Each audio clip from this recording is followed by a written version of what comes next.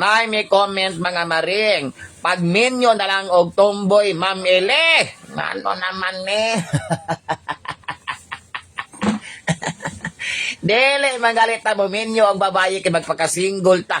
Itulod naman ko hinuon ninyo sa tomboy.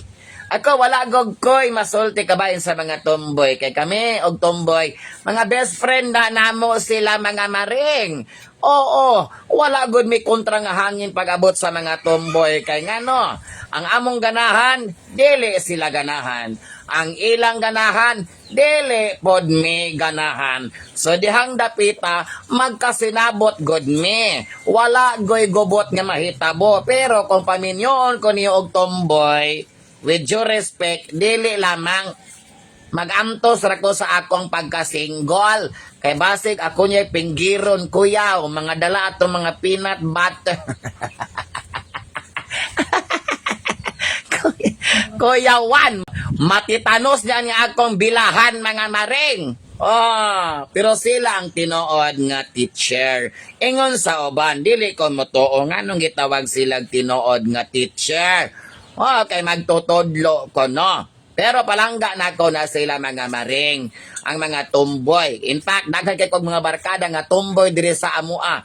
Akong best friend nga tomboy na sa Canada, na minyo na. Oh, ingon ana na, pero di na pud laman ko makigminyo og tomboy. Oo, kay kuyaw mga maring, maglibog man ta kung kinsay lalaki namong duha. Kay siyempre, kung magdolog ko na mi, tagaan ta mong sitwasyon, magdolog mi. Onya, kay ang tomboy magpakalalaki man, ang bayot magpakababayi man. So inigungol na mo, magkabaylo mi. Ako'y muungol og, shit, never, Onya, kay tomboy man ako maparis, ang iya pong pag-ungol, mi po siya dito kay lalaki man, na nabuang na murataan ni gatapat og gituok og baka. So dili mi magkaabot anang dapita mga maring kay murag sukwahi kaayo ang mga tingog pag-abot sa kama. So pasagdain na lamang ming manginabuhi mi magpadayon mi sa among kinabuhi sa among tagsa-tagsa ka kaugalingon. Magpakatumber na sila, magpakabayo trapod mi. At the end of the day, again amo na silang best friend. Kay kami dili may mailugan sa mga lalaki. Ta sila di pud mailogan sa mga babayi kay lahi-lahi man may ganahan sa kinabuhi.